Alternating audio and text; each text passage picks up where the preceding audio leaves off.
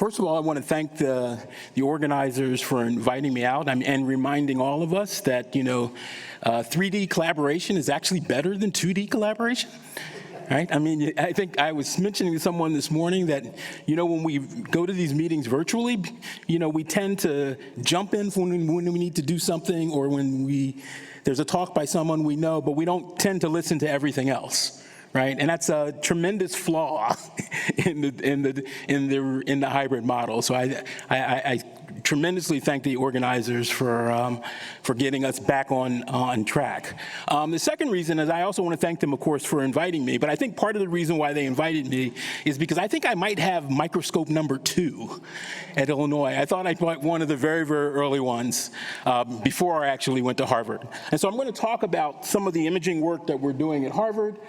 I'll first give you a really quick overview of our lab, because most people don't know a ton about the Harvard Center for Nanoscale Systems. We're basically a regional research center devoted to nano and quantum science, right? We are a national and a regional resource. 50% of our user base is non-Harvard. We have about 1,700, almost 1,800 registered users, and we're actually almost back up to that number now. Lot of startup companies, a lot of local universities. 20% of my user base is from MIT. And we primarily support the major thrusts of the university in general, as all centers do. Bob Westervelt is our faculty director. I always joke that Bob gets all the glory, and I'm the person that everybody whines at when the e-beam lithography tool goes down as the executive director. Thank you. The infrastructure in our lab and the mission is pretty straightforward. On the nanofabrication side, we're basically a prototyping shop. We focus on allowing for multiple length scales. We love exotic materials, so if you're not doing silicon, that's why you come to us. We have a pretty complete lithography tool set. You can make single atom transistors all the way up to printing something, a few millimeters, 3D. So we have a nanofabrication core, and the electron microscopy and analysis core does a ton of advanced imaging. We have a core expertise in cryo-EM. We're doing a ton of atom tomography. More recently, we got a new ALEEM, which has turned out to be an amazing tool for looking at 2D nanomaterials. But of course, we do soft lithography. We have a spectroscopy lab, and I'm going to talk about some of the scan probe activity. And the work product is the science.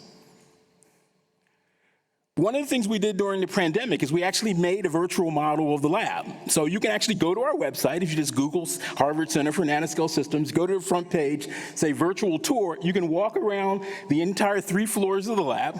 And if you click on any of these tags here, it'll give you the specific information about the tool in the room and where you got to go to get somebody to help you learn how to use it.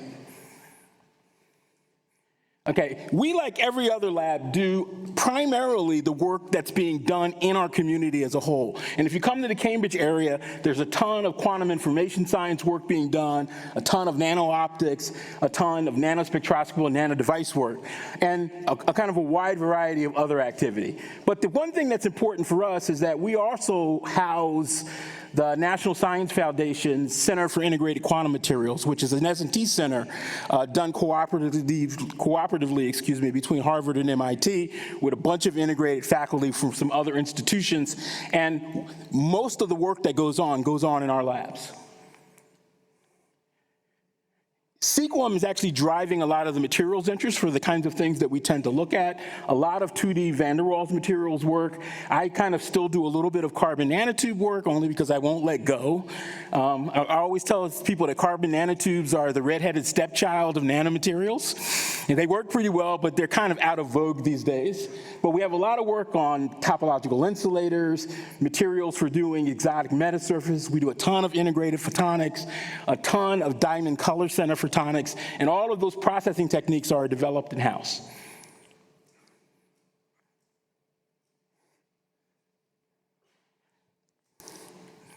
So one of the things that's also going on in our labs is we're doing a ton of Twistronics, right? And the idea here is that as you're twisting, right? You're changing the band structure. You know, chemists understand that simply you're mixing the orbitals differently in those two surfaces, and you're determining what band structure you're generating to the point where you get the flat band. So that's why you get magic angle work. Again, that was actually reflected in Pablo's work on superconductivity and bilayer graphene. One of the things they don't tell you when he talks about it is that while all the devices were made at Harvard, even though MIT claims the work. So when I explain scan probe spectroscopy to my grandchildren, this is how I describe it, right? We're basically doing poke it with a stick and shine a flashlight on it physics, right? And that's the best way to describe AFM in general. We do two types of optical nanoscopy in our labs. We do conventional scattered SNOM. We also do photo-induced force microscopy, and Antonio showed you a little bit of that data earlier. The way you should think about these two techniques is they're very complementary. The detection in conventional InSOM is completely optical. In photo-induced force, you're basically using the cantilever as a detector, and you're detecting the light-matter interaction as it couples into higher order modes of the cantilever. We have both platforms in-house. The NeoSpec system here at Harvard, shown here. The photo-induced force system shown both here and here.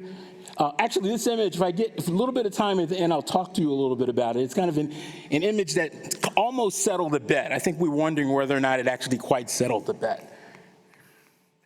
What we're interested in, at least in my particular pet interest, is doing scan probe metrology. The actually idea of using Polaritonics in general really as a mechanism to try to get a feel for the quality of material, what we're actually making, things of that nature. We've done a ton of work looking at carbon nanotubes. Actually, it's going to be a carbon nanotube lecture at the end of the session, which you should stay for, because I'm not going to talk very much about carbon nanotube Polaritonics, but they're very, very cool. A lot of work on 2D materials, of course.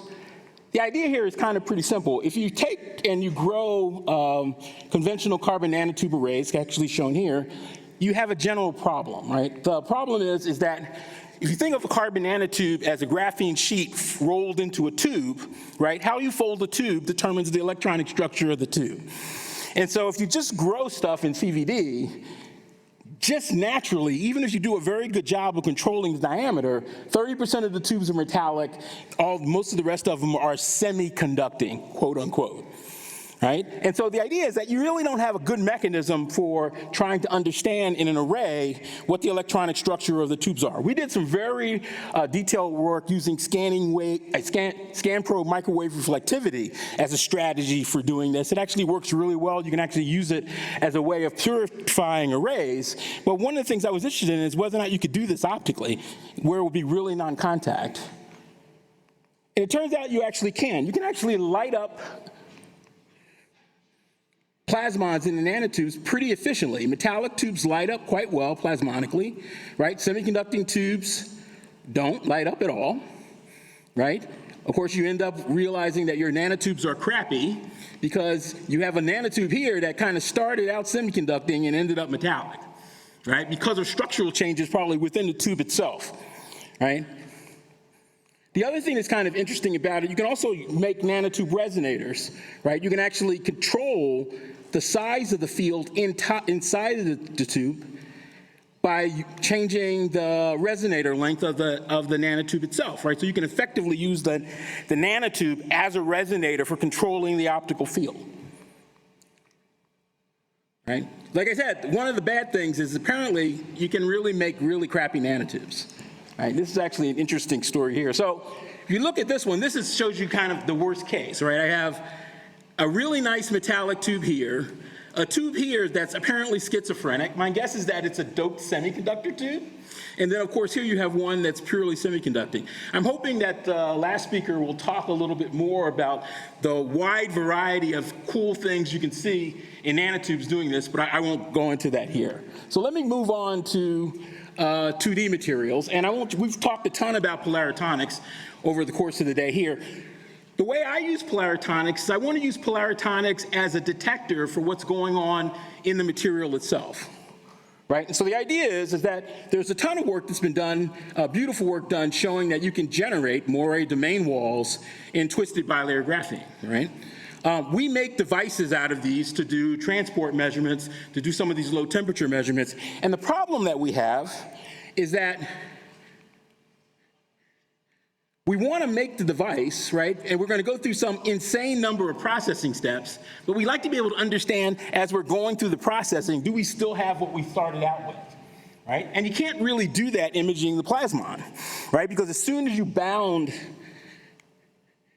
the twisted bilayer graphene between two nice thick layers of boron nitride so that you don't actually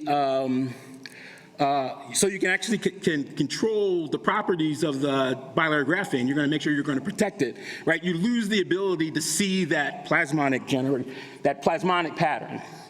So one day during a conversation, the question was, well, how do we look at a twisted bilayer graphene Moiré structure if it's buried in a device?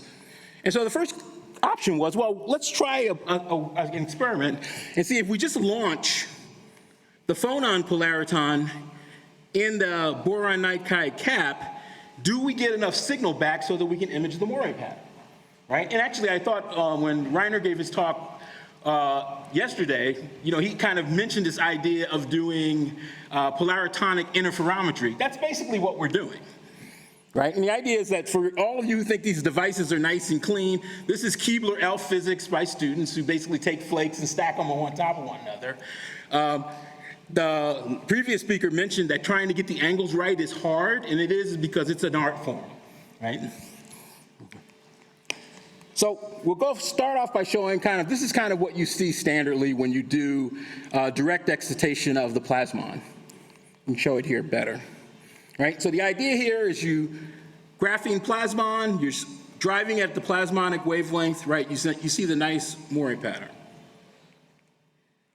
If you tune over to the HBN capping layer, you also see the Moiré pattern, right? What's cool about it is that the Moiré pattern that you see actually looks to be about like a derivative image of the natural Moiré pattern that you see from the plasmons, right? And what's basically going on, if you want to think about it simply, is that you launch a polariton in that surface, and it basically scatters off the domain walls, right? And that allows you to look at the Moiré pattern buried underneath. We can do a really good job of both calculating and experimentally extracting the signal on the domain wall and off the domain walls, so you can see where the contrast mechanism comes from, right? And we can also actually explore the actual splitting you see here, which is kind of from the reflection on the one or opposite side of the domain wall. And what's happening at the domain wall itself is the optical conductivity is changing, and that's causing the scattering. Right, that scattering is, of course, wavelength dependent. But last but not least, you can actually do the thing that I said earlier, right? You can start off with your original clean structure, right? You start doing processing to make your device, and you end up with mush here, but you can actually tell whether or not you still have your Moiré pattern underneath, because you can actually still see the domain walls by imaging through the boron nitride.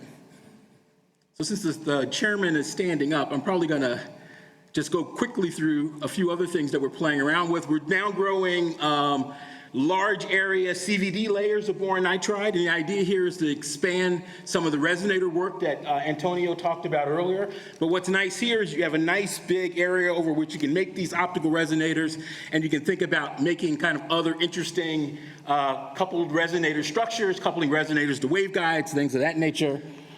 And then the last thing we started doing just recently, which I probably shouldn't talk about because my postdoc will kill me, but one of the things we've been doing is we've been using Exciton Polaritons generated in 2D ferroelectrics to image the polarized structure of the ferroelectric via its interaction with the Exciton Polariton. Actually, this is a cool image of it here, right? So this is what you see if you do Piezo Force microscopy, which actually sees the piezo constant across the structure, but you can see the same domain structure in ENSOM, and it's because you're resonant with that Exciton Polariton when you get the signal, and it basically scatters off of those polar domains, right? And that's actually shown here. If you tune away from it, the structure goes away. So I'm going to quit there. Some general conclusions. Again, what we're interested in is using scan probe techniques kind of as direct visualizations of kind of quasi-particle interactions so we get some feel for what's going on in materials. I want to thank a bunch of my collaborators here, Leroy Hulot, who did most of the work. Actually, Leroy's wife's gonna have a baby and he has to go get a real job, so I'm gonna hire another postdoc. So if people are interested, poke me. And then, of course, my collaborators. We don't make any materials. I walk around and I beg people to give me materials. I have a very strong collaboration with Jin Kong's group at MIT, and she can grow anything. The calculations were done by folks in Tim Katsiris's group, and of course, did some carbon nanotube work with Jonathan Fan and the guys at Stanford. Resonator stuff done with Federico and Michele. And so I'll just stop there and answer any questions you have. Thank you, William.